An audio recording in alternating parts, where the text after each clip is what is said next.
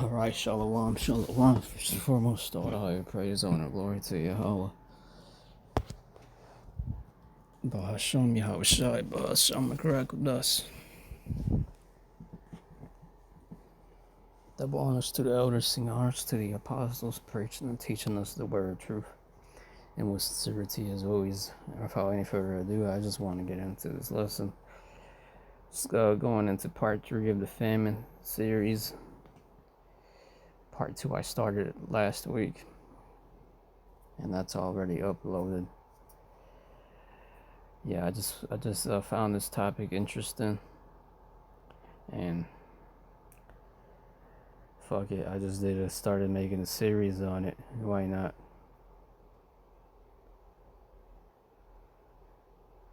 Why not?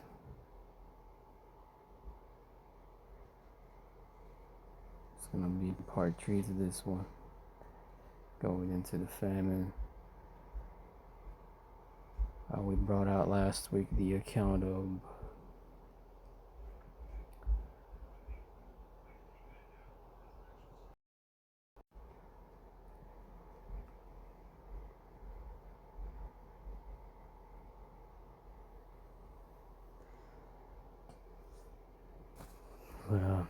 Khan went into last week about Elijah got fed by the raven.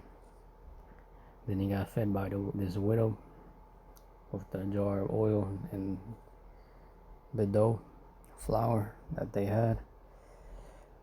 And then he got fed by an angel.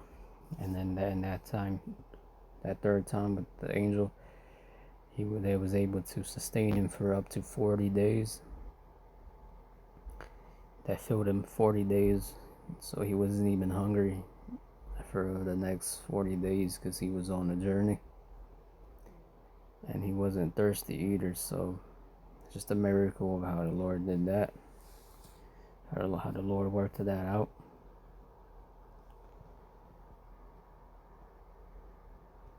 So I'm gonna get this scripture here.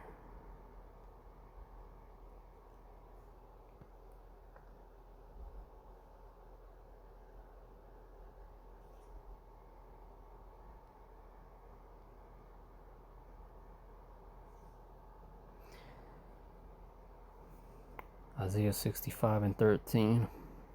I'll just start off with this, and it reads, "Be therefore thus says the Lord Yahweh Bashmashai, behold my servants shall eat, but you shall be hungry. Behold my servants shall drink, but you shall be thirsty. Behold my servants shall rejoice, but you shall be ashamed." Khan. Because the 4 storehouses are suddenly going to be found empty.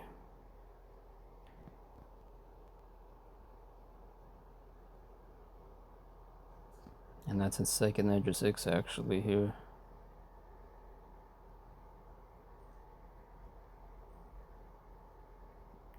Second Ezra 6. I'm jumping down to verse 22. "And suddenly shall the sown places appear unsown, the full storehouses shall suddenly be found empty."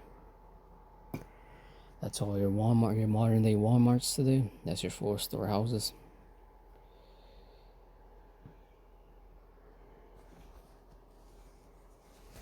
That's your Walmarts today, or even your farms today. Anywhere where they can store food. To those who know about food pantries, your food pantries today. Anywhere where you can go in to buy food, and people can go to get food. Well, lots of people can go to get food and stuff. Those are going to be found empty soon in the time to come. This is a prophecy of a famine to come. The store places being empty. Your aisles and shelves at Walmart, every single aisle being found just emptied out, gutted out.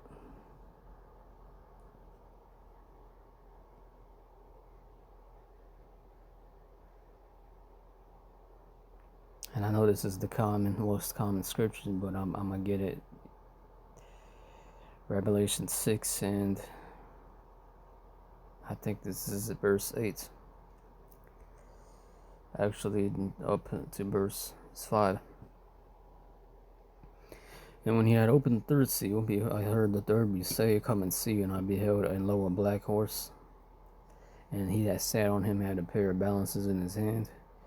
And I heard a voice in the midst of the four beasts say, A measure of wheat for a penny.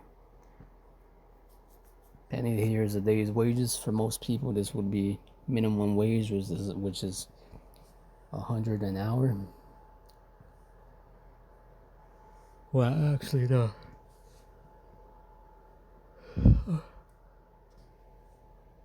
It's about like $100 a day. Now, Google lied last week, and they were saying that average day's wages for the common American is, I think they said $140 an hour. I'm gonna look it up once again.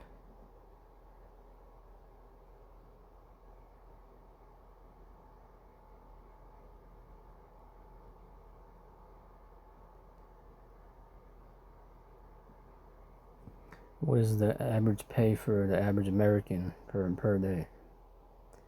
It says the average American earns approximately $238 to $278 per day.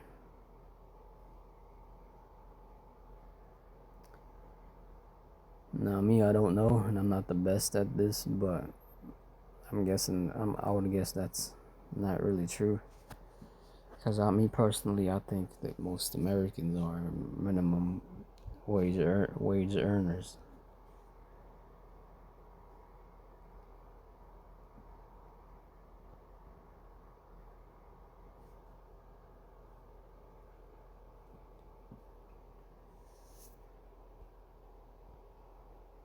Yeah, the highest minimum wage is 17 something an hour.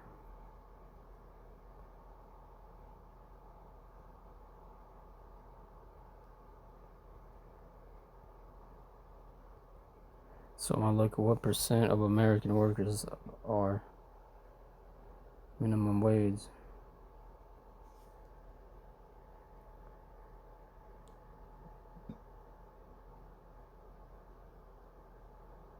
Because hourly workers make up roughly 55.7% of the American workforce. This means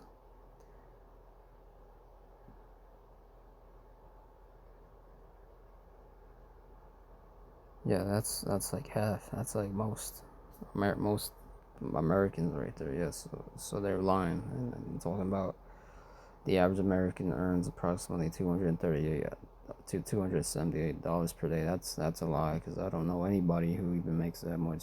If that was the average, yeah, I wouldn't know somebody that makes that much. Hell fucking no. And once again, America's losing its values, and it's been losing its financial status.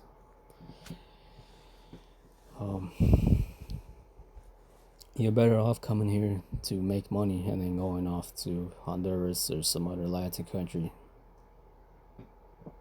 Southern Latin American country, to live off your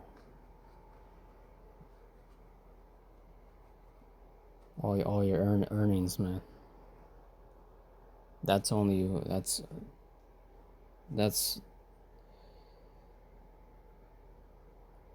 about as good as America really is, and it is and can be, to be honest. But going back to Revelation 6 and going back to the point, so I got off a bit off topic, but this is Revelation 6 and 5. And when he had opened the third seal, I heard the third beast say, Come and see. And I beheld, and lo, a black horse. This black horse represents famine. And famine is going to come. And he that sat on him had a pair of balances in his hand. And I heard a voice in the midst of the four beasts say, A measure of wheat. And let me do some extra math as well. So I wanted to do all that to say it, to get to the it's like I'm trying to think about to get to the bottom of what a day's wages really is. So the highest minimum wage is $17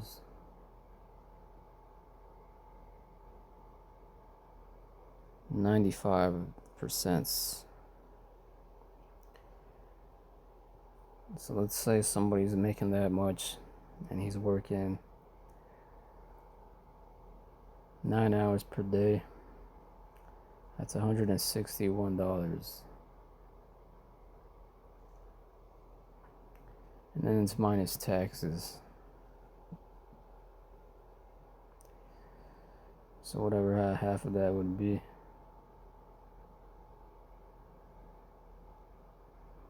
Should be like 120, maybe $110. So in the time to come, it's gonna cost you $110, $120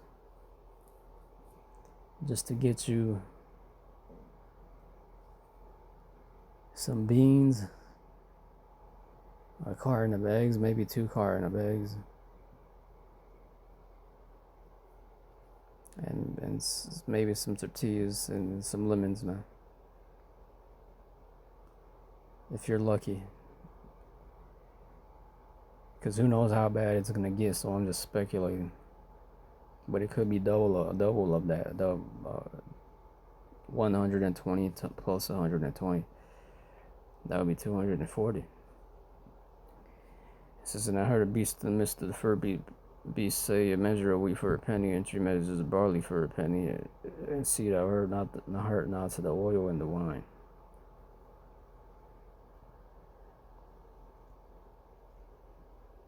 And I got it already, but this is again 2nd Ezra 6:22. And suddenly shall the sown places appear unsown.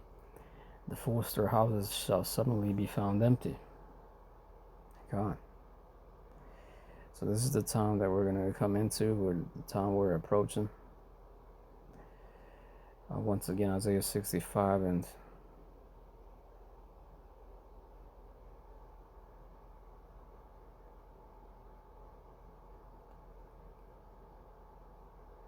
Isaiah 65 and 13, therefore thus saith the Lord Yahweh Shai, behold, my servants shall eat, but ye shall be hungry. Behold, my servants shall drink. So the Lord's going to look out for his elect. We brought out last week about Elijah. I think in the first video I made, I brought out the account of Yahweh Shai feeding the thousands of people. But continue on, it says here, so the Lord's going to look out for his elect. Saying all that to say that. But it says here, behold, my servants shall drink, but ye shall be thirsty. Behold, my servants shall rejoice, but ye shall be afraid. Yeah, the Lord's going to take care of his elect. He's going to lift up a standard to look out for his elect.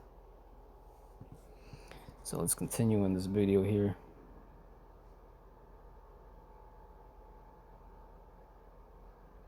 That we were looking at.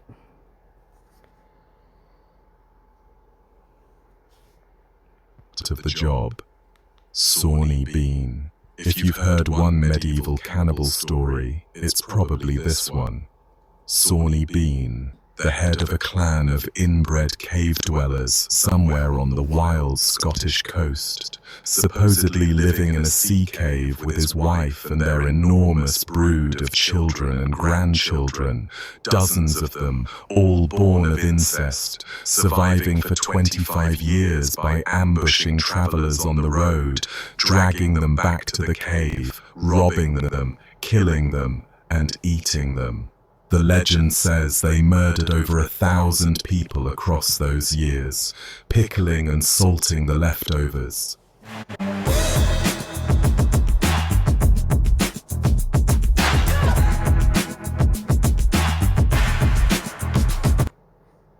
Pickling and salting the leftovers.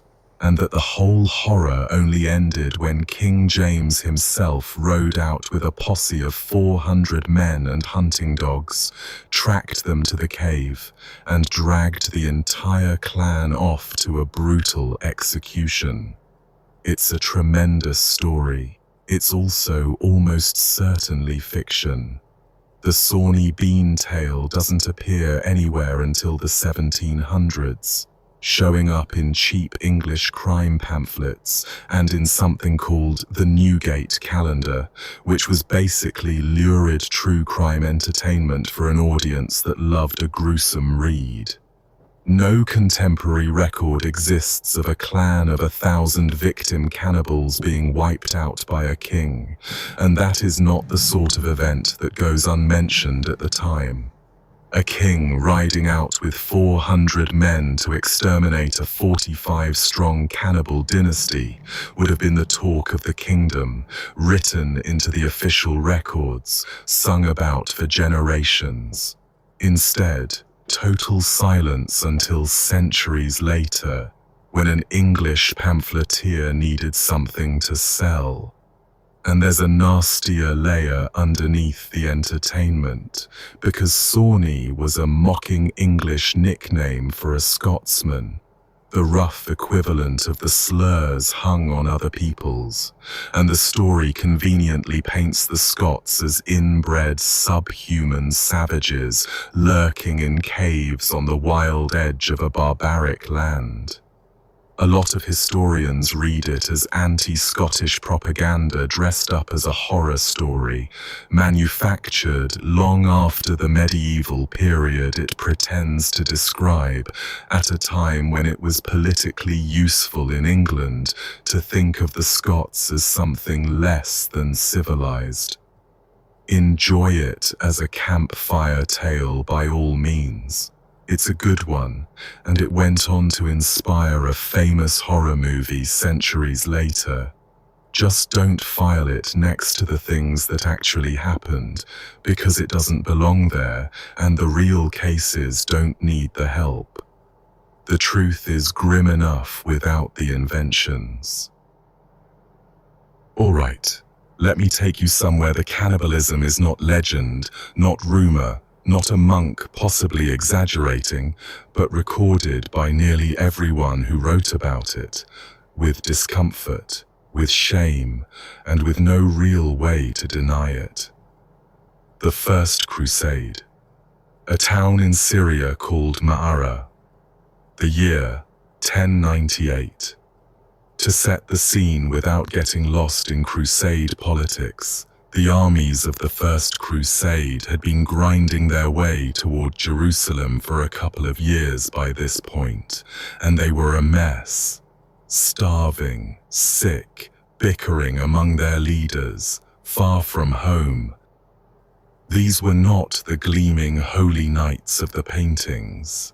They were a ragged, half-feral army that had marched and fought across thousands of miles, lost enormous numbers to disease and hunger and battle, and arrived in Syria in a state somewhere between a military campaign and a death march.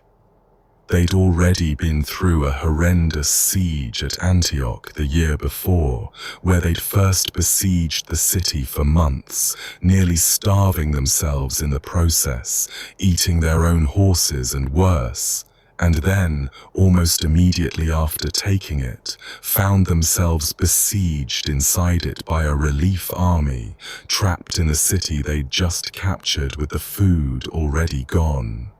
Antioch had taught them what hunger could do to a Christian army, and there are hints in the sources that the line had already been crossed there, quietly, before Ma'ara made it impossible to hide.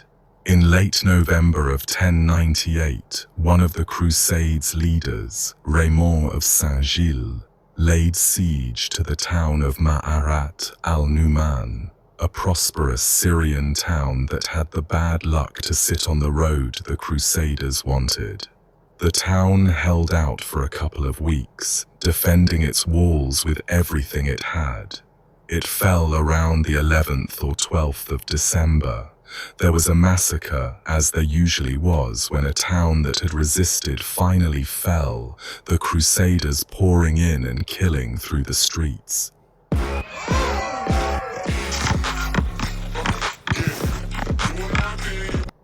That had resisted finally fell, the Crusaders pouring in and killing through the streets. And then, in the aftermath, with the army still starving and the town stripped of whatever food it had, the leaders quarreling over who would control the place, and the bodies of the slaughtered inhabitants lying everywhere in the cold, the Crusaders did the thing that their own chroniclers could not stop writing about. They ate the dead. Specifically, they ate the bodies of the Muslim dead, the people they'd just killed. Here's what makes Ma'ara so solid and so different from the famine accounts.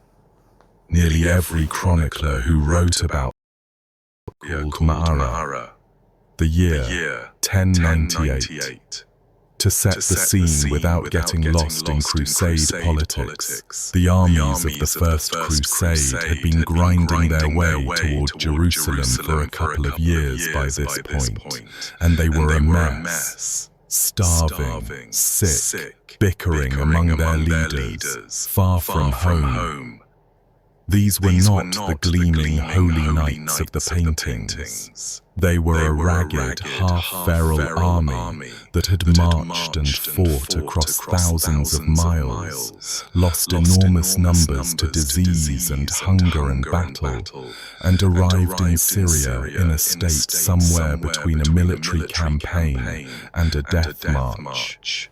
They'd already been through a horrendous siege at Antioch the year before, where they'd first besieged the city for months, nearly starving themselves in the process, eating their own horses and worse, and then, almost immediately after taking it, found themselves besieged inside it by a relief army, trapped in the city they'd just captured with the food already gone.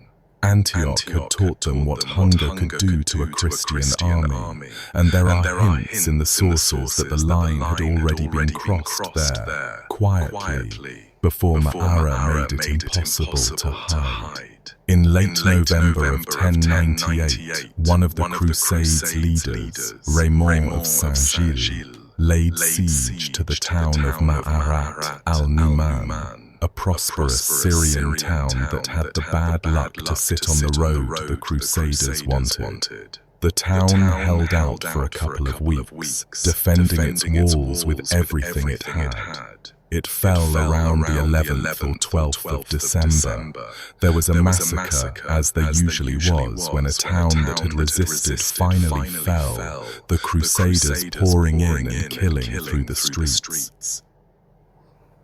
This isn't about produce. It's about what you produce with it. With ships, no order is ordered. DraftKings Casino gave your spins an upgrade with new Flex Spins. Forget one game. Now you choose which slot. Fell, the Crusaders pouring in and killing through the streets. And then, in the aftermath, with the army still starving and the town stripped of whatever food it had, the leaders quarreling over who would control the place, and the bodies of the slaughtered inhabitants lying everywhere in the cold, the Crusaders did the thing that their own chroniclers could not stop writing about. They ate the dead. Specifically, they ate the bodies of the Muslim dead, the people they'd just killed. Here's what makes Ma'ara so solid and so different from the famine accounts. Nearly every chronicler who wrote about the First Crusade in the 20 or so years afterward mentions it. Not one or two, almost the entire dozen of them. Some mention it with horror. Some try to explain it away, some clearly wish they didn't have to bring it up at all, but they bring it up because everybody knew. And it shows up in at least one Arabic source as well, which describes it simply as a thing the hunger drove them to. When the people you conquered and the people doing the conquering both record the same atrocity, you're not dealing with rumor anymore. Let me give you their actual words, because paraphrasing softens it, and these men did not soften it. Fulcher of Chartres, a priest who was on the crusade, writes that he shudders to tell it, but that many of their people, driven mad by the agony of their hunger, cut pieces of flesh from the buttocks of the Saracens who already lay dead there and cooked and ate them. Cut from the buttocks. He's being specific about where on the body, the detail of a man who heard exactly how it was done. Then comes Radulf of Caen, and his line is the one that I think is the worst of the whole episode, because it's not just about hunger and the dead. He writes that in Ma'ara, their men boiled grown pagans, his word, in cooking pots, and that they impaled children on spits and devoured them grilled, boiled the adults, skewered the children, ate them roasted. If the famine accounts are about desperate people doing unspeakable things to survive, this line reads like something that had curdled past survival into something else entirely. The anonymous account, known as the Gesta Francorum, written by someone who was there, says more plainly that some cut the flesh of the dead into strips and cooked it to eat. Different chroniclers, same town, same horror. Sit with how unusual it is for a medieval source to admit something like this. Chroniclers, especially churchmen writing about a holy war, had every reason in the world to leave this out. It made their own side look like demons. It undercut the entire claim that the crusade was God's work, an army of pilgrims doing the Lord's will. A chronicler could simply not mention it, and several of them clearly wanted to. And yet they wrote it down anyway, one after another, because it had happened in front of too many people to bury.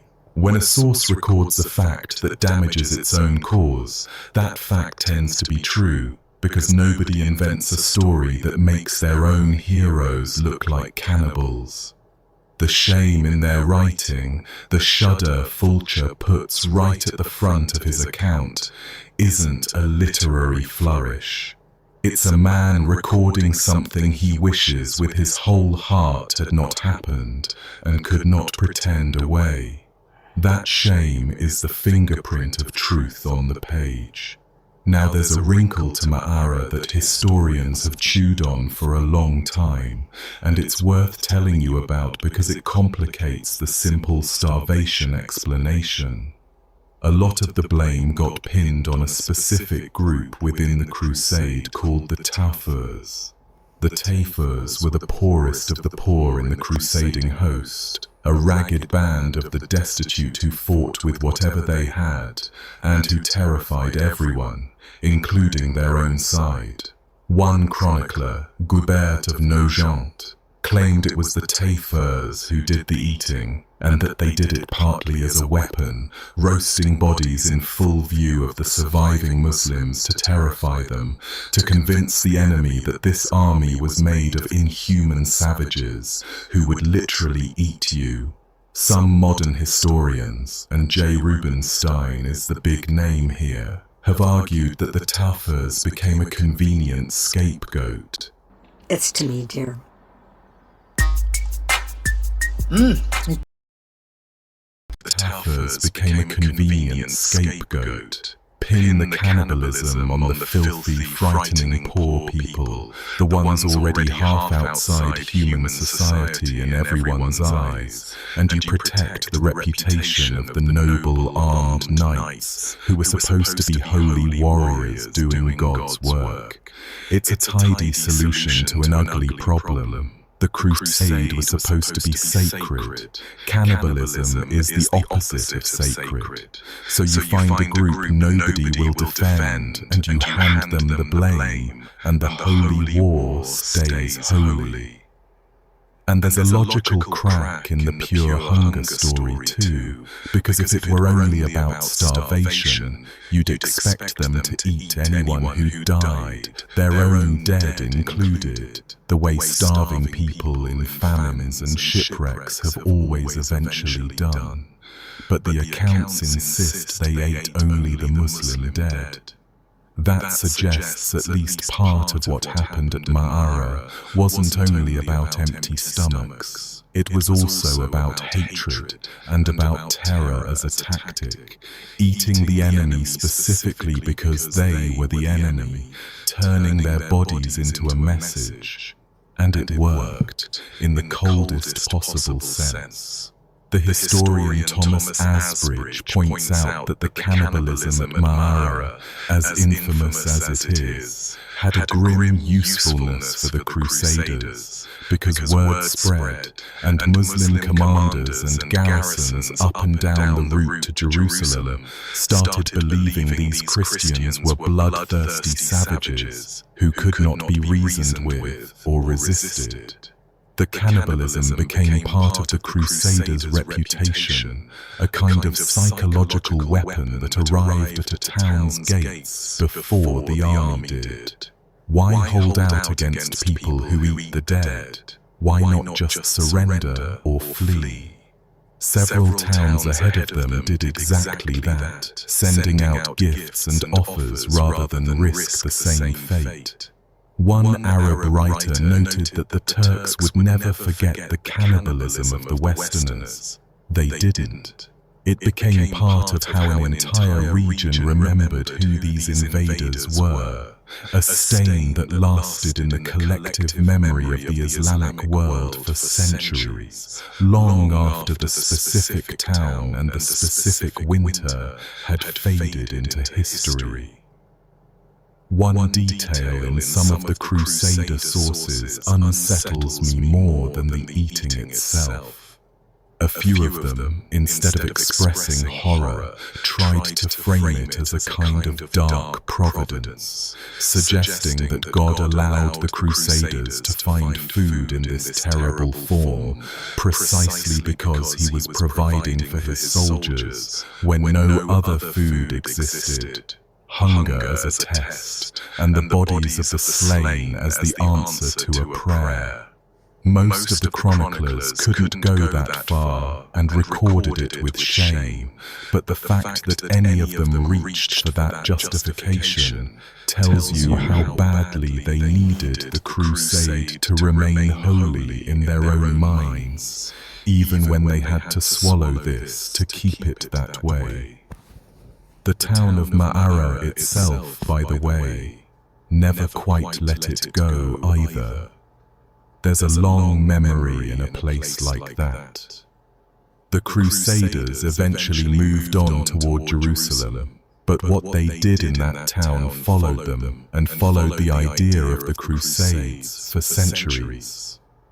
Ma'ara is the centerpiece, but it's not the only siege where this happened, and I want to walk you through a few more because sieges produce a very particular kind of cannibalism. A famine is diffuse. It happens across a whole region, slowly. A siege is a famine in a box. You take a town or a castle, you surround it, you cut off the food, and you wait. Everyone inside knows exactly how this ends if no relief comes, and the walls that were supposed to protect them become the walls of a trap. And the cruelest part of a siege is what happens to the people who aren't soldiers.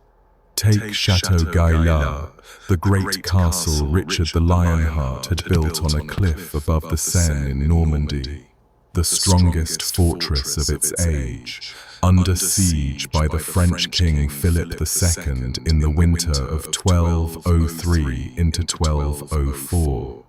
Richard was dead by then. His brother John was losing Normandy piece by piece, and the castle was one of the last great strongholds holding out.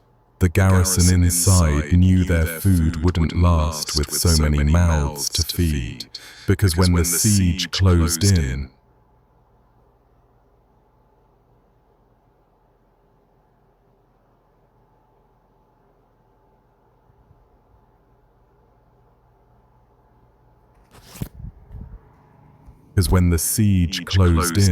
the local people, the villagers and farmers from the surrounding countryside had fled inside the castle walls for protection the way people always did, hundreds of them.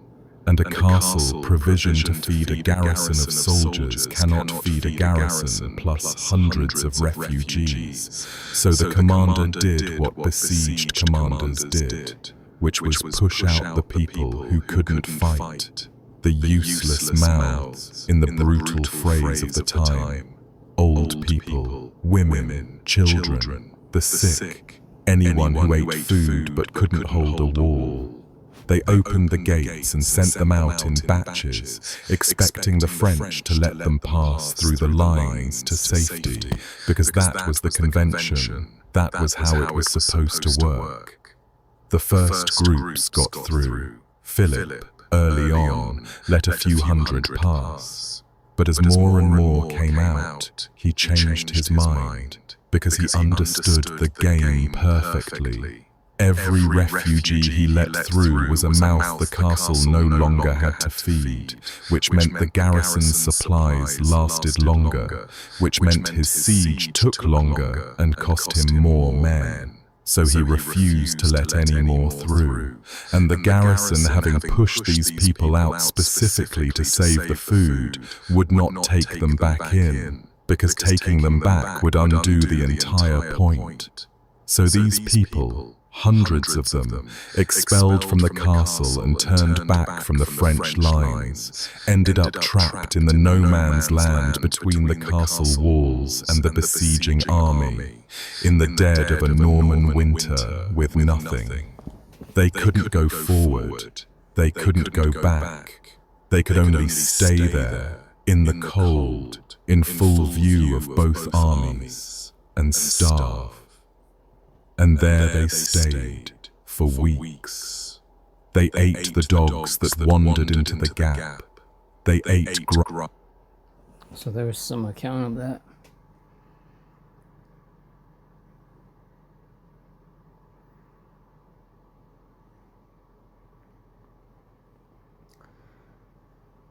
They mentioned here how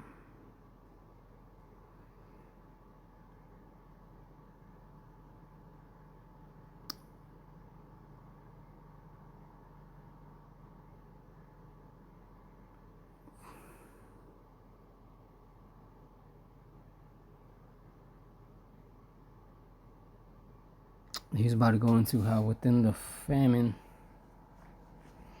the 53-minute mark to the 1 hour 28-minute mark, because the video is like an hour 51 minutes, 28-minute mark.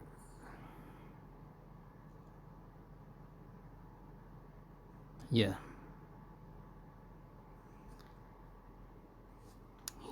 Now the part we're at right now, he's speaking about this, a chilling practice where human remains such as powdered Egyptian mummy, human fat and blood were consumed as medicinal cures. This was widely accepted, even prescribed by physicians like Paracelsus,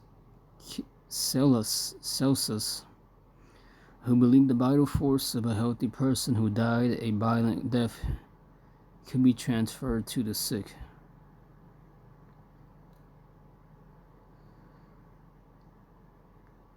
Yeah, and that's bugged out because they were bugged out from not having the food. Now going back to a bit before that, the other minute mark, which was from the starting at the 41-minute mark, because I let it play for like 20 minutes, about 20 minutes now.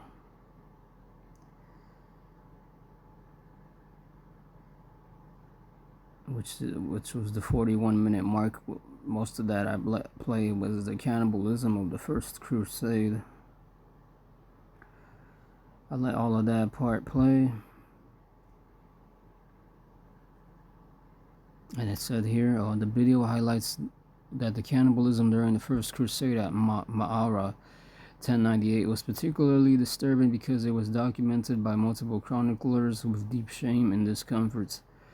The most graphic of accounts include the specific consumption, forfeiture of Chartres reported that starving crusaders cut pieces of flesh from the buttocks of the dead to cook and eat. Extreme atrocities. Rudolph of Caen wrote that men boiled adult captives in pots and impaled children on spits to roast them over fires. Psychological warfare. Some sources, such as Gilbert of Nogent, suggested that the poorest crusaders, the Taffers, may have roasted bodies in full view of surviving Muslims as a tactical weapon to terrify the enemy into submission. Dark rationalization. While most chroniclers recorded these events with revulsion, a few attempted to justify the acts as a form of dark providence, suggesting that God provided the bodies of the slain to keep the crusaders alive during their desperate hunger.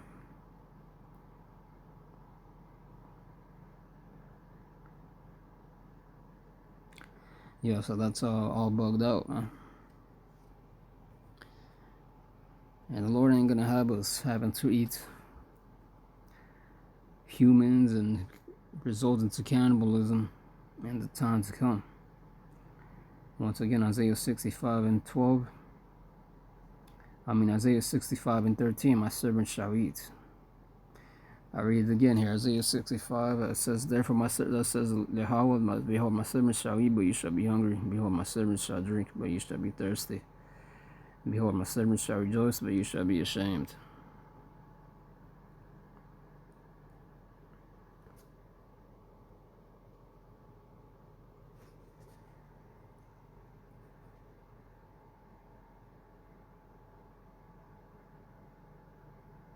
Come on.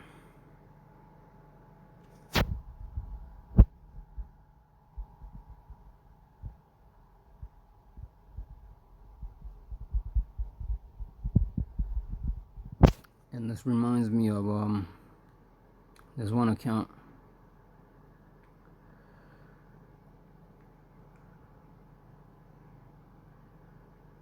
which is in here in 2 Kings, the 6th chapter, verse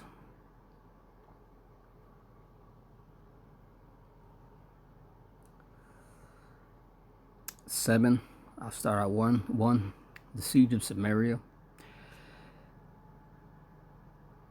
2 Kings 7, I'll start at 1. Elijah replied, hear the word of the Lord. This is what the Lord says. About this time tomorrow, a seah of the finest flour will sell for a shekel, and 2 seahs of barley for a shekel at the gates of Samaria.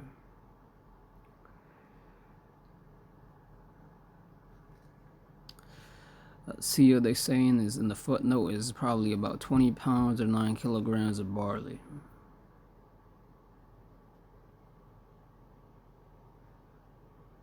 And they had also a seah of flour is, they say, about 12 pounds or 5.5 kilograms of flour.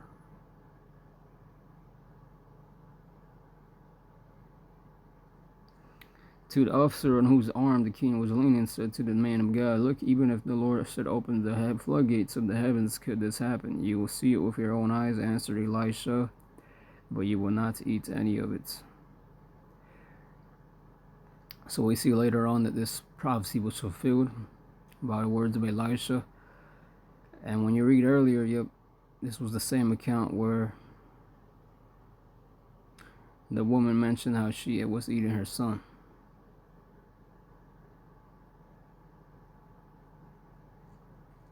And there's nothing new under the sun. We're reading those accounts that were even earlier back then, and how they were doing the same thing, committing cannibalism. So in this time, in this day and age, where people are less strong as they were back then, in that time, because they didn't have internet, and they were able to focus more and had a bit more morals about themselves, I guess you can say.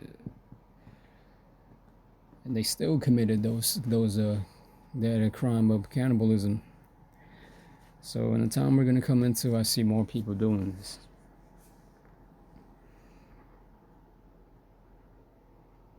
Now when you jump on down I'm gonna jump down to verse 5. At thus they got. Well, let's just continue in verse 3. The subheading says, the siege lifted. Now there were 4 men with leprosy at the entrance of the city gate. They said to each other, why stay here until we die? If we say we'll go into the city, the famine is there, and we will die. And if we stay here, we will die. So these 2 men are talking to each other. These 4 men with leprosy, it says, they were like, why should we stay here and die? And this is what they kept saying. And if we stay here, we will die. So let's go over to the camp of the Arameans and surrender. If they spare us, we live. If they kill us, then we die. At thus they got up and went to the camp of the Arameans. When they reached the edge of the camp, there was no one there, for the Lord had caused the Arameans to hear the sound of chariots and horses and a great army, so that they said to one another, look, the king of Israel has hired the Hittites and Egyptian king to attack us. Verse 7, so they got up and fled in the dusk and abandoned their tents and their horses and donkeys. They left the camp as it was and ran for their lives. 8, to the man who had leprosy reached the edge of the camp, entered one of the tents, and ate and drank. Then they took silver, gold, and clothes and went off and hid them. They returned and entered another tent and took some things from it and hid them also. 9, then they said to each other, what we're doing is not right. This is a day of good news, and we are keeping it to ourselves. If we wait until daylight, punishment will overtake us. Let's go at once and report this to the royal palace. So the Lord put a spirit in these men to figure out a plan to go out and check out the Arameans and see if they were going to spare them or not. Which goes to into that scripture, man's goings are of the Lord. How can a man then understand his own way? So they didn't know that was gonna. They didn't. That idea, that whole plan wasn't coming from their own plan. It was from the Lord's plan on them to do that. And so when they went over there, the Lord worked it out to where the Arameans were. They believed they heard a huge ass army that was larger than theirs, and the Lord made them to run away, so that these men can go and discover that camp and spoil all the goods in there. And take it all the way back to the city of Israel, man, to feed his people here. And at this point, the woman already ate her son, and this king at the time was already wicked. And his officer was wicked because he scoffed at Elisha, and said these things wasn't gonna come. So as you can see in the story, off of that story there. It didn't matter. The Lord still had mercy on them. So just to show you that the Lord was going to especially have mercy if we're of his elect. Now jumping on down, it says 10. So they went and called out to the city gatekeepers and told them, we went into the Aramean camp and no one was there, not a sound of anyone, only thither horses and donkeys and the tents just as they were. The gatekeepers shouted the news, and it was reported within the palace. The king got up in the night and said to his officers, I will tell you that what the Arameans have done to us. They know we are starving, so they have left the camp and to hide in the countryside, thinking we will surely come out, and then we will take them alive and get into the city. One of his officers answered, have some men take 5 of the horses that are left in the city. Their plight will be like that of all the Israelites left here. Yes, they will only be like all these Israelites who are doomed. So let us send them to find out what happened. So they selected 2 chariots with their horses, and the king sent them after the Aramean army. He commanded the drivers to go and find out what has happened. And they followed them as far as the Jordan, and they found the whole road strewn with the clothing and equipment of the Arameans had thrown away in their headlong flights. So the messengers returned and reported to the king. 16. Then the 2 Kings 7:16. And then the people went out and plundered the camp of the Arameans. So a seah of the finest flour sold for a shekel, and 2 seahs of barley, which is, once again, they said seahs is because that's important. So there's about 20 pounds. A seah of flour is 12 pounds. A seah of barley 20 pounds. And the shekel is about, that's way less than a day's wages. The shekel is like,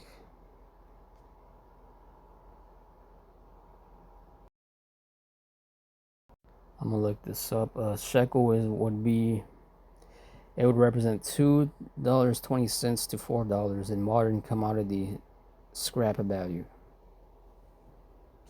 So a shekel is like about a penny. It's like about $2 to $4. It's like about $3-4. $2 to $3, maybe even $4. That's way less than what a day's wages is gonna cost in a time to come for one measure of flour and one measure of barley, as we read in Revelation 6 and 6. A measure of wheat and a measure of barley. 3 measures of barley, 1 measure of wheat. A penny here is a day's wages. So back in this time when the Lord came through for these Israelites here, and by the way, these Israelites in this time was wicked. The Lord still came through for them and made it the economy. Now, when we read earlier in chapter 6, it said that it was so bad that the siege lasted so long that a donkey's head was sold for 80 shekels of silver, and a quarter of cab of seed pods, which was really dubs done, for 5 shekels of silver.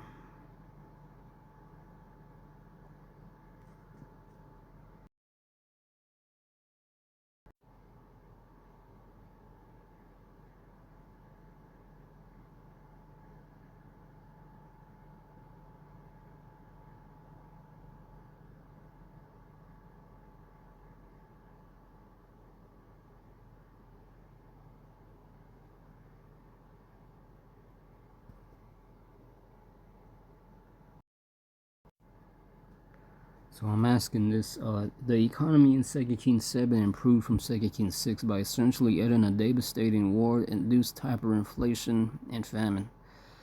Overnight food prices plummeted from near starvation levels to total market normalcy and abundance in today's terms.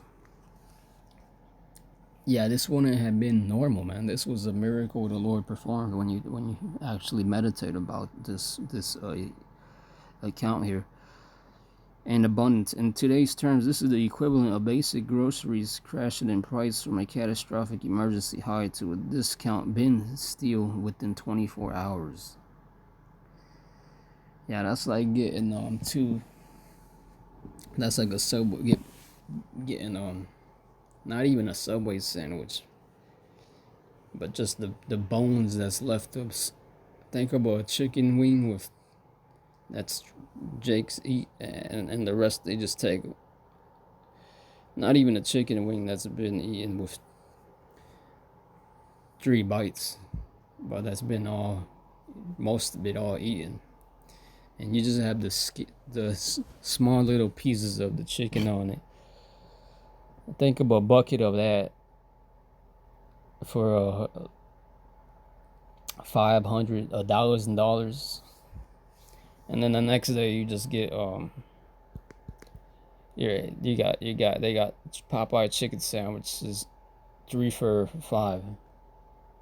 3 of those sandwiches with some fries for $5, man.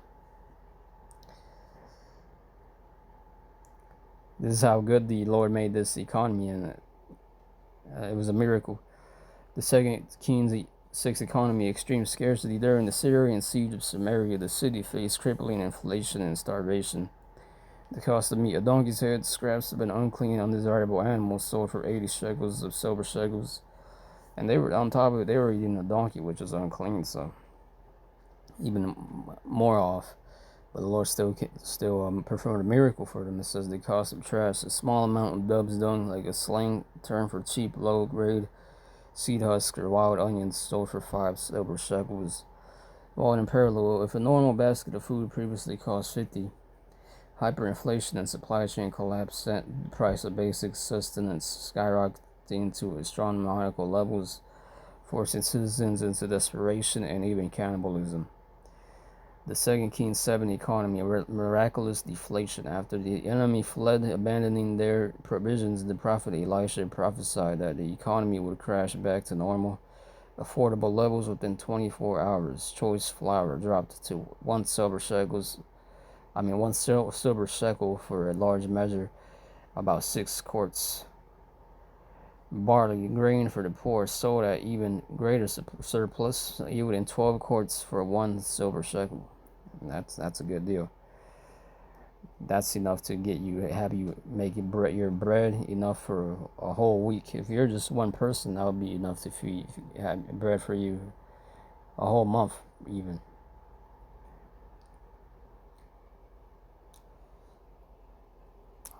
Yeah. Modern parallel, the divine deflation represents a total market reset. In today's economy, it would be the equivalent of seeing panic-priced affordable groceries such as a $300 carton of eggs suddenly and permanently drop to a high accessible price such as $3 the very next day, making food universally affordable again. Amen. So the Wadi Hawabash Messiah for that miracle there to be written down and to bring out a con. So just hopefully that gives you understanding on this 2 Kings 6, 2 Kings 7 gives you an idea of how bad it was compared to when Elijah prophesied these words from the Lord, and then to after how good it when the miracle came through, how normal back to normal it got. So just to give you an idea, and I wanted to bring that to just show you how this wasn't just a normal regular intervention and then emergency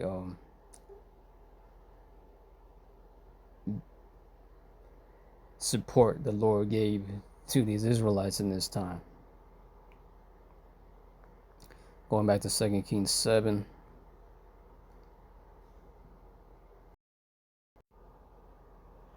We'll come back to that.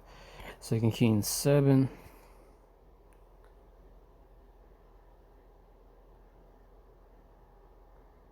We were on the subheading that says the siege lifted, and we're on down. The king is now preparing his test dummies, I guess you can call them, because he doesn't have faith. He's scared that this is just a setup, but just because of desperation, he goes ahead and puts them over there. Verse 14, so they selected 2 chariots with their horses, and the king sent them after the Aramean army. He commanded the drivers, go and find out what has happened. 15, they followed them as far as the Jordan, and they found the whole road strewn with their clothing. Yeah, we read this, jumping down to 16. Then the people went out and plundered the camp of the Arameans. So a seah of the finest flour sold for a shekel. And we read how that was basically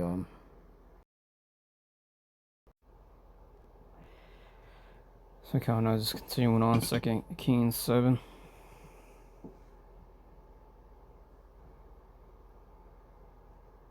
Yep, 16. Then the people went out and plundered the camp. So a seah of barley. I think they said that was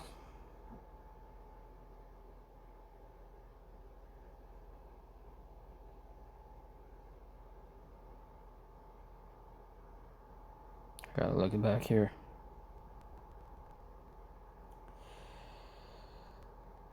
Flour, a seah of flour there would be 6 quarts. The seah of barley would be 12 quarts.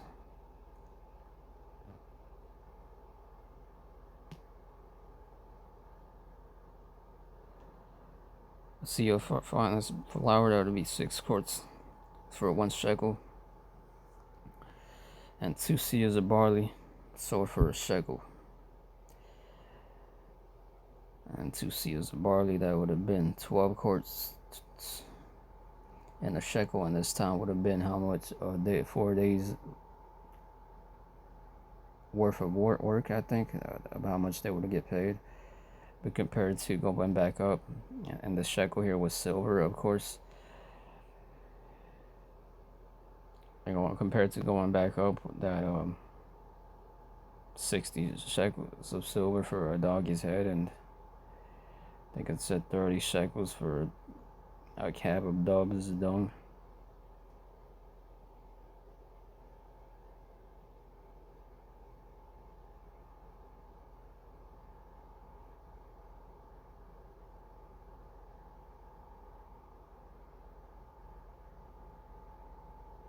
I'm going to go back to chapter 6, verse 25.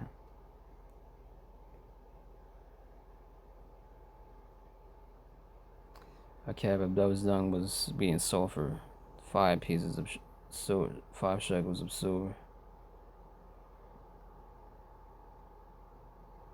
And actually, a donkey's head was for 80 shekels. Yep. So yeah, man, I mean, that was the point. And that the next verse, the officer get killed. It says the 19th officer had said to the man of God, "Look, even if the Lord opened the floodgates of the heavens, could this happen?" The man God replied. The man of God replied, "This was Elisha. You will see with your own eyes, but you will not eat any of it." And that is exactly what happened to him. For the people trampled him in the gateway, and he died. God, and I'm gonna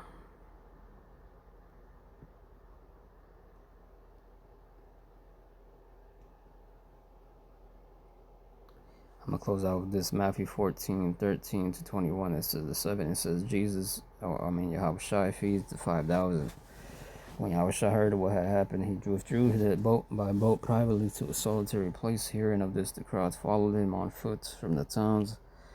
When Yahushua landed and saw a large crowd, he got compassion on them and healed the sick. As evening approached, the disciples came to him and said, "This is a remote place, and it is already getting late. Send the crowds away so they can go to the villages and buy themselves some food." Well, Yahushua replied, "They do not need to go away. You give them something to eat." 17. We here only have 5 loaves of bread and 2 fish, they answered. "Bring them here to me," he said, and he directed the people to sit down on the grass, taking the 5 loaves and 2 fish. And looking up to heaven, he gave thanks and broke the loaves. Then he gave them to the disciples, and the disciples gave them to the people. They all ate and were satisfied. And the disciples picked up 12 basketfuls of broken pieces that were left over. The number of those who ate was about 5,000 men, besides women and children. So that would have been way more than 5,000 men, just 5,000 people. Because when you think of the women and children, there's always more women than children. And that were in that crowd, I'm pretty sure, because even with the elect, you're gonna have, of the remnant, you're gonna have more women than there is men. It would just make sense. So this had to have been like about 10,000 people, man. Just with 5 loaves of bread and 2 fish, and then even after it, the disciples were able to get 12 basketfuls of those broken pieces that were left over. So this is what the Lord was able to do, and how the Lord's gonna look out for his elect once again. And a lot of those people that were there, they weren't of the elect, they were just there to show that miracle.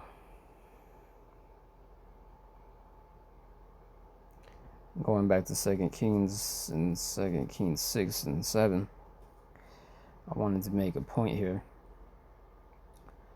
It says God helped the Israelites in 2 Kings 6 and 2 Kings 7, not because they were righteous, but out of his grace, his desire to show his supremacy over false gods and to fulfill his covenant. The Israelites and their king Jehoram